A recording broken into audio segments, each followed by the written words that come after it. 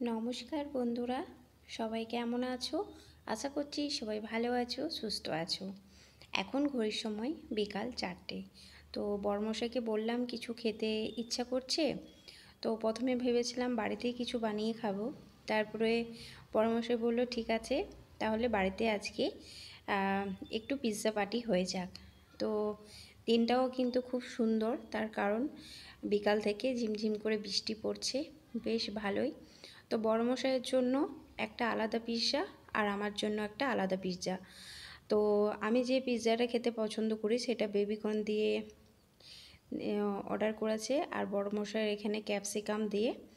তো দুটো পিৎজাই কিন্তু খেতে একটু আলাদা, দুটো দুরকম ফ্লেভার দিয়ে, বাট এত সুন্দর খেতে যে কি বলবো।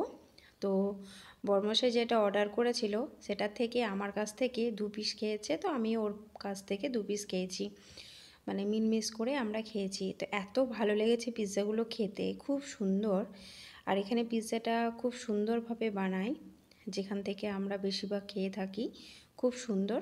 তো কারা কারা পিৎজা খেতে পছন্দ করো তারা কমেন্ট বক্সে জানিও তো, তাহলে আমি জানতে পারবো আমার মতন কারা কারা পিৎজা লাভার আছো। আমার যখনই কোনো কিছু খেতে ইচ্ছা হয় আমি পিৎজা অর্ডার করে খেয়ে নিই। তো চলো, টাটা।